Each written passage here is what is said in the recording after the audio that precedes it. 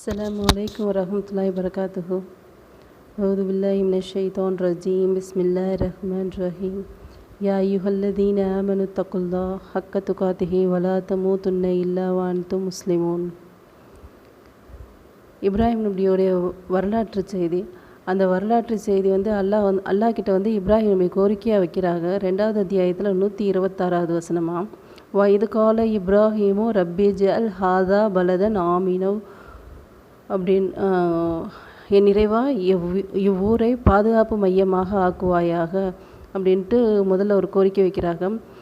16வது அத்தியாயத்தில் 35வது சூரா இப்ராஹிமில் 35வது வசனமாக, வ இது கால இப்ராஹிமு ரப்பி ஜஅல் ஹாதல் பலத ஆமினோ வஜ்னுபுனி வ பனிய அன்அபுதுல் அஸ்னாம் அப்படின்னு, இறைவா இவ்வூரை அபயமளிக்கக்கூடியதாக ஆக்குவாயாக, என்னையும் என் பிள்ளைகளையும் சிலைகளை வணங்குவதை விட்டும் காப்பாயாக.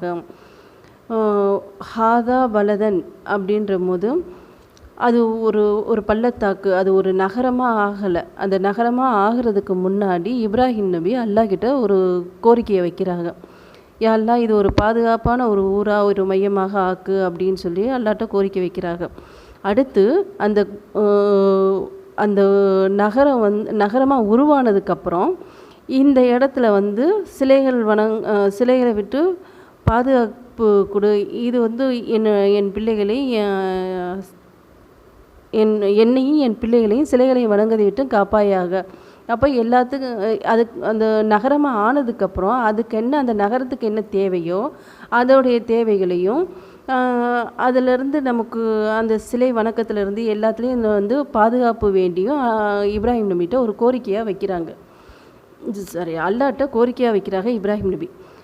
அதில் ஒரு சின்ன விஷயந்தான், ஹாதா பலதன் அப்படின்னு தான். இதுதான் அந்த அலிஃபு லாமு ஒரு இடத்துல இல்லை, ஒரு இடத்துல சேருது. அந்த அலிஃபு லாமும் ஒரு இடத்துல சேருது, ஒரு இடத்துல சேரலை, ஒரு இடத்துல ஒரு வசனத்தில் சேருது. அப்போது அல்லாஹ்வுடைய வார்த்தைன்றது இது எவ்வளோ துல்லியமாக இருக்குது. இது நமக்கு ஒரு பெரிய ஆச்சரியத்தை தரலன்னா கூட, ஏன் ஆச்சரியத்தை தரலைன்னா நமக்கு அந்த அரபி இதோடு நம்ம படிக்கும் போது தான் அது நமக்கு விளங்கும். நம்ம மொழி அந்த அரபி மொழி தெரியாததுனால அதோடைய அற்புதமும் அது நுணுக்கங்களும் நமக்கு அது ஒரு பெருசாக நமக்கு ஒரு பொருட்டாக தெரியலை. இதுதான் உண்மை. நம்ம ஒரு மேலோட்டமாக வாசிச்சுட்டு மேலோட்டமாக போய்கிட்டு இருக்கோம். அதை இந்த துறை சார்ந்தவங்கள்ட்ட போய் கேட்டோம்னா, ஒவ்வொருத்தருக்கும் ஒவ்வொரு துறை சார்ந்தவங்கள்ட்ட ஒவ்வொரு அனுபவம் இருக்கும். அவங்களுக்கு அது ஏதாவது ஒரு ஆச்சரியத்தை தரக்கூடிய ஒரு விஷயமாக பார்த்தா, ஏதாவது ஒரு பெரிய ஒரு விஷயம் நடந்துச்சுன்னா அது அவங்களுக்கு பெரிய ஒரு ஆச்சரியத்தை தரும். அது எந்த ஃபீல்டாக இருந்தாலும் சரி, எல்லா ஃபீல்டுலேயும் அவங்கவுங்க சம்மந்தப்பட்ட துறை சார்ந்த ஏதாவது ஒரு நிகழ்வு நடக்கும்போது பெரும் ஆச்சரியத்தை தர அளவுக்கு ஒவ்வொருத்தரும் வாயடைச்சு போகிற அளவுக்கு இருக்கும். ஆனால் நமக்கு அந்த துறை இது சம்மந்தமாக நமக்கு அந்த அறிவு இல்லாததுனால நம்ம அதை மேலோட்டமாக வாசிட்டு போயிடுறோம். இதே ஒரு எழுத்து இந்த சிந்தனை அந்த கவிஞர்களுக்கு இவங்களுக்கெல்லாம் இது ஒரு மிகப்பெரிய ஒரு எழுத்து தான். இது இவ்வளோ பெரிய விஷயத்தை கொண்டு வந்திருக்கு, ஒரு வரலாற்று இதே மாற்றிருக்கு அப்படின்னும் போது, ஒரு 2 எழுத்து ஒரு மனிதனால் இப்படி செய்ய முடியுமா அப்படின்னு கேட்டால், கண்டிப்பாக இது ஒரு மனிதனால் எழுதப்பட்ட இதே கிடையாது. இந்த வேதம் திருமறை குர்ஆன் அல்லாஹ்விடத்தில் மட்டும்தான் வந்திருக்கு அப்படின்றத இதை அவங்க அந்த கவிஞனால் அந்த எழுத்து சிந்தனை உள்ளால் அவங்களுக்கு மிகப்பெரிய ஆச்சரியத்தை தரும். அது மாதிரி தேனி சம்பந்தமாக இன்னொரு வசனத்தை அல்லாஹ் சொல்கிறான். தேனி சம்பந்தமாக இந்த தேனியை பற்றி கிட்டத்தட்ட இப்போ தான் ஒரு 50 ஆண்டு இடைவெளியில் தான் ரிசர்ச் பண்ணி கண்டுபிடிச்சி அதை முழுமையாக கண்டுபிடிச்சிருக்காங்க. 1970 தான் முழுமையான ரிசர்ச்சே இருக்குது. அதுக்கப்புறமா இன்னமும் அந்த தேனியை பற்றி நிறைய இப்போ வரை ரிசர்ச் நடந்துக்கிட்டே தான் இருக்குது. அதில் 16வது அத்தியாயத்தில் 68, 69 எல்லாம் சொல்கிறோம். வ அவுஹா ரப்புக இலன் நஹ்லி அனித்தஹிதி மினல் ஜிபாலி புயூதவ் வ மினஷ் ஷஜரி வ மிம்மா யரிஷூன் சும்ம குலி மின் குல்லி ஸமராத்தி ஃபஸ்லுகி சுபுல ரப்புக உதுலூலா யஹ்ருஜு மின் புதூனஹா சராபும் முஹ்தலிஃபுன் அல்வானுஹு ஃபீஹி ஷிஃபாஉல் லின்னாஸ் இன்ன ஃபீ ذلك லஆயத்தல் லகௌமி யதஃபக்கரூன். மலைகளிலும் மரங்களிலும் மனிதர்கள் கட்டுபவற்றிலும் கூடுகளை நீ அமைத்துக்கொள். பின்னர் ஒவ்வொரு கனிகளிலிருந்தும் சாப்பிடு.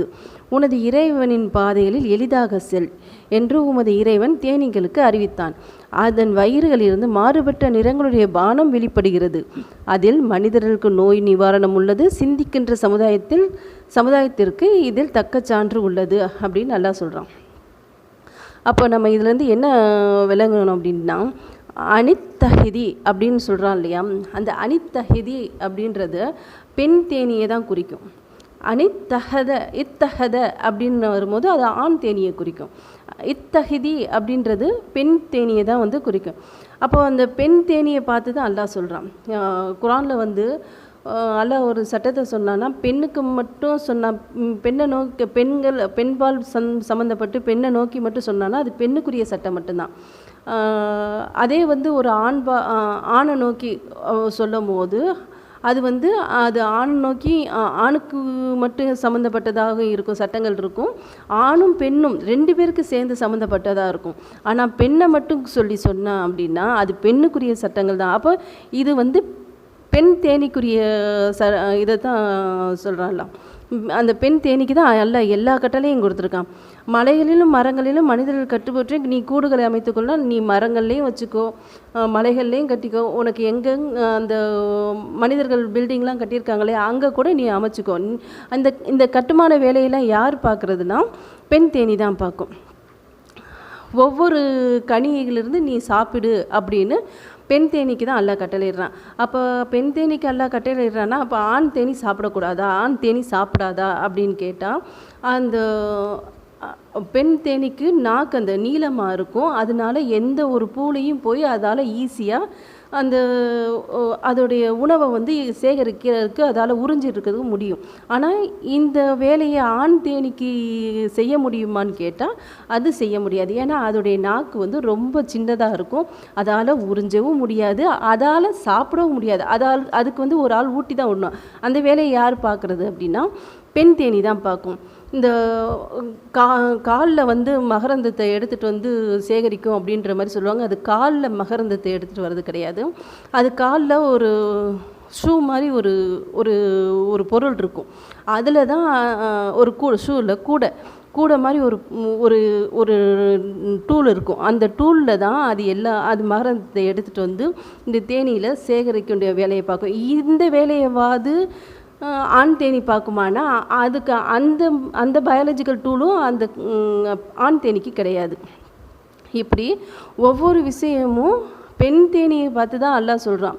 சரி, எல்லாத்தையும் சொல்கிறானே, இந்த வீட்டையாவது அந்த பெண் தேனி கட்டியிருக்கேன், அந்த வீட்டையாவது பாதுகாப்புக்காவது இது பண்ண முடியுமா, ஆண் தேனியால் பண்ண முடியுமானா அதுக்குண்டான அது செயலும் அதுக்கு கிடையாது. இது ஆண் தேனிக்கு உண்டான ஒரே ஒரு வேலை என்னென்னா இனப்பெருக்கம் மட்டும்தான் அதால் செய்ய முடியும். அந்த இனப்பெருக்கத்துக்குரிய வேலை முடிஞ்சதுக்கப்புறம் பெண் தேனி அந்த ஆண் தேனிக்கு எந்த அந்த உணவு எதுவும் கொடுக்காது. அதை அப்படியே விட்டுரும். ஏன்னா அந்த வேலை முடிஞ்சு போயிடுச்சு அப்படின்ட்டு அதை அப்படியே விட்டுரும். ஆண் தேனி அதோட வெளியே போய் எங்கேயாவது யாருக்கா எந்த ஒரு உயிரினத்துக்காக உணவாயிரும், இல்லை அதுவே செத்து போயிடும். இதுதான் இந்த விஷயம் 1400 வருஷத்துக்கு முன்னாடி திருமறையில் அல்லாஹ் சொல்லியிருக்கானா, இது திருமறை குரான், இது அல்லாஹ்விடம் இருந்து வந்த வேதம் தான் அப்படின்றதுக்கு இதுவும் ஒரு சான்றாக அமைஞ்சிருக்கும். இது எவ்வளோ நுட்பமான செய்தியாக அல்லாஹ் ஒரு படைச்சிருக்கான்.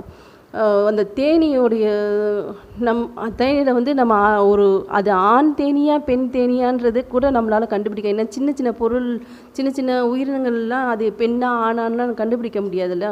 இப்போ இதை ஒரு விஞ்ஞான ரீதியாக தான் இப்போ நம்மள்ட்ட இப்போ டெக்னாலஜி இருக்குது அப்படின்றதுனால இப்போ நம்ம கண்டுபிடிச்சிடுறோம் ஈஸியாக. ஆனால் அப்போ அந்த ரசுல்லா காலத்தில் அப்போ இல்லை. அப்போ இது ரசுல்லா எழுதி வச்சு இட்டு கட்டி சொல்கிற அளவுக்குலாம் அதெல்லாம் எதுவுமே கிடையாது. இது அல்லாஹ்வுடைய வேதம், இது மனிதர்கள் எழுதின ஒரு எழுத்து கிடையாது அப்படின்றது தேனி சம்பந்தம் தேனியில் தேனின்ற பாடத்தில் நிறைய நமக்கு ஒரு தெளிவு கிடைக்குது. அடுத்து 30வது அத்தியாயத்தில் 2வது 1, 2, 3, 4 அந்த வசனத்தை பார்த்தோம்னா அர்ரூம் ரோம பேரரசு அப்படின்ட்டு அது ஒரு வரலாற்று செய்தி. அது கொஞ்சம் அரசியல் சம்மந்தப்பட்ட செய்தியாக கூட சொல்லலாம். அது அலிஃப் லாம் மீம் ஒலிபத்தில் ரூம். அலிஃப் லாம் மீம் ரோம பேரரசு அருகில் உள்ள பூமியில் வெற்றி கொள்ளப்பட்டு விட்டது. அவர்கள் தோல்விக்கு பிறகு சில வருடங்களில் அல்லாவின் உதவியால் வெற்றி பெறுவார்கள். முன்னரும் பின்னரும் அதிகாரம் அல்லாவுக்கே உரியது. நம்பிக்கை கொண்டோர் அந்நாளில் மகிழ்ச்சி அடைவார்கள். தான் நாடியோருக்கு அவன் உதவி செய்வான். அவன் மிகைத்தவன், நிகரற்ற அன்புடையோன் அப்படின்ட்டு அல்லாஹ் தன்னுடைய திருமறை குர்ஆனில் சொல்கிறான். இந்த ரோம இந்த ரோம் நாட்டு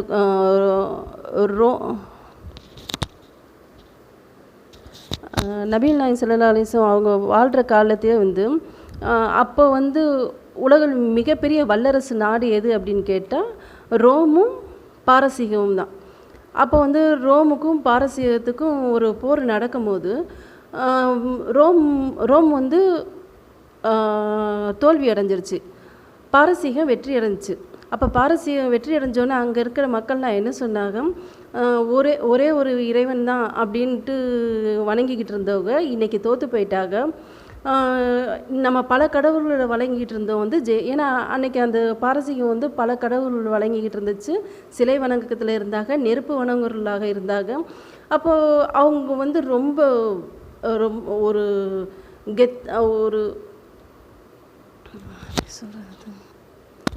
அது ஒரு வலிமையான நாங்கள் தான் பெரிய ஆள் அப்படின்ற அளவுக்கு அந்த பாரசீகம் ரொம்ப பெருமை அடிச்சுக்கிட்டு ரொம்ப அதை நீங்கள் ஒரே ஒரு இறைவனை மட்டும் வணங்குறீங்க, அது உங்களுக்கு வெற்றி, நீங்கள் தோல்வி அடைஞ்சிட்டிங்க, நாங்கள் பல கடவுள்களை நாங்கள் வணங்கினோம், நாங்கள் வெற்றி கொண்டுட்டோம் அப்படின்னு ரொம்ப பெருமை அடிச்சுக்கிட்டு இருந்துச்சு. இது கிட்டத்தட்ட இந்த விஷயம் பக்கத்தில் இருக்கிற அந்த மக்கா நகரத்துக்கு இந்த செய்தி வருது. அப்போ செய்தி வரும்போது அங்கே இருக்கிற மக்கள்லாம் பேசிக்கிறாங்க, இந்த மாதிரி உங்கள் முகமது ஒரே ஒரு இறைவனை வணங்க சொல்கிறாங்களே, இங்கே ஒரே ஒரு இறைவனை வணங்குன்னு சொன்னவர்களும் இன்றைக்கி தோல்வி அடைஞ்சிட்டாங்க, பல கடவுள்கள் இருந்தவங்க வெற்றி அடைஞ்சிட்டாங்கன்னு ரொம்ப மிகைப்போட ஒரு வலிமையோட ஒரு திமிரோட ரொம்ப ஆட்டம் போட்டுக்கிட்டு இருந்த நேரத்தில் தான் அல்லாஹ் ஒரு வசனத்தை இறக்குனான். நீங்கள் ரோமு வெற்றி கொள்ளப்படும் அப்படின்னு சொல்லிட்டு இறக்குனான். வெற்றி கொள்ளப்படும் அப்படின்ட்டு அதே மாதிரி நபிகள் நாயகம் ஸல்லல்லாஹு அலைஹி வஸல்லம் அவங்க காலத்திலே, அதாவது சில வருடங்கள்லே தான் அல்லாஹ் குறிப்பிடுறாங்க. அந்த சில வருடங்களுக்குள்ளேயே ரசூலுல்லாஹ் வாழ்ந்த காலத்திலேயே ரோம் திரும்பவும் வெற்றி பெற்றுச்சு. அது எந்த இடம் அப்படின்னு பார்த்தோம் அப்படின்னா அது ஒரு தாழ்ந்த இடம் அப்படின்னு சொல்லலாம். ஃபி அத்னல் அந்த அத்னல் அந்த பூமிக்கு அருகாமையில் உள்ள அது தாழ்ந்த இடம். இப்போ நம்ம ஊட்டி கொடைக்கானலில் கடல் மட்டத்தை விட இவ்வளோ உயரமாக இருக்குதுன்னு சொல்லுவோம் இல்லையா, அதே மாதிரி இது கடல் மட்டத்தை விட கீழே உள்ள ஒரு நிலையில், அதாவது ஒரு சாக்கடல், டெட் சீன்னு சொல்லுவோம் இல்லையா, அந்த மாதிரி ஒரு சாக்கடலில் இந்த நிகழ்வு நடந்தது அப்படின்றத கூடுதல் செய்தியாக நம்ம இதில் இன்னும் கொஞ்சம் கூடுதல் செய்தியாக நம்ம பார்த்துக்கலாம். அப்போ இதெல்லாம் இது ஒரு முன்னறிவிப்பு. இது இறைவனுடைய வேதம் தான் அப்படின்றதுக்கு இதுவும் ஒரு சான்றாக அமைஞ்சிருக்கு. நம்ம இதை மாதிரி ஒவ்வொரு விஷயத்தையும் நம்ம உள்வாங்கி நம்ம படிக்க தான் நமக்கு அறிவு நமக்கு பயனளிக்குமே தவிர, நம்ம வெறுமனே நம்ம படிச்சுட்டு போகிறதுனாலையோ, நம்ம வெறுமனே நம்ம ஓதிட்டு ஒரு அரபுலேயோ ஒரு தமிழ்லேயோ மேலோட்டமாக ஓதிட்டு போகிறதுனால நமக்கு எந்த பயனும் கிடையாது. அதனால் ஆழ்ந்து சிந்திச்சு ஒவ்வொரு எழுத்தையும் ஒரு தடவைக்கு 10 தடவை 15 தடவை எத்தனை தடவை நமக்கு புரியலைனாலும் திரும்ப ஓதக்கூடியவர்களாக இருக்கணும். அதே மாதிரி நம்ம முதல்ல இந்த ஒரு 4 விஷயத்தை பார்த்தோம் இல்லையா, நம்ம முன்முடிவு இல்லாமல் ஒரு இந்த குர்ஆனை அணுகணும். அதே மாதிரி அந்த குர்ஆனை நம்ம செயல்படுத்தணுன்ற மனநிலையோடு அணுகணும். இந்த மாதிரி 4 விஷயம் பார்த்தோம் இல்லையா, அந்த 4 விஷயத்தையும் நம்ம உள்ளடக்கி இதை கொண்டு வந்து நம்ம இதை படிக்கும் போது தான் இந்த குர்ஆன் நமக்கு நேர்வழி காட்டும். அந்த மாதிரி நேர்வழி காட்டும் போது நமக்கு எல்லா வகையிலையும் அல்லாஹ் வந்து நம்மளுடைய பாதையை எளியாக்குவான். ஏன்னா நம்ம ஒரு ஸ்டெப்பை எடுத்து வைக்கும் போது அல்லாஹ் நம்ம பக்கம் பல ஸ்டெப் எடுத்து வைப்பான் இல்லையா. அது மாதிரி நம்ம ஒவ்வொரு அடியும் நம்ம வந்து பார்த்து பார்த்து இது யாருக்காக செய்கிறோம், நம்ம அல்லாஹ்வுக்காக செய்கிறோம். இதை வந்து ஒவ்வொரு நுணுக்கங்களையும் தெரிஞ்சு நம்ம படிக்க இன்னும் நம்ம இதில் நிறைய கற்றுக்கலாம். நிறைய விஷயம் இதில் இருக்குது. நம்ம இன்னும் தெரிஞ்சுக்கக்கூடிய மக்களாக நம்ம அனைவரும் ஆகணும் அப்படின்ட்டு அல்லாஹ்ட்ட துஆ செய்தவளாக இந்த உரையினை முடிவு செய்கிறேன். வாஹிரு தவானா அனில் ஹம்துலில்லாஹி ரப்பில் ஆலமீன். அஸ்ஸலாமு அலைக்கும் வரஹ்மத்துல்லாஹி வபரகாத்துஹு.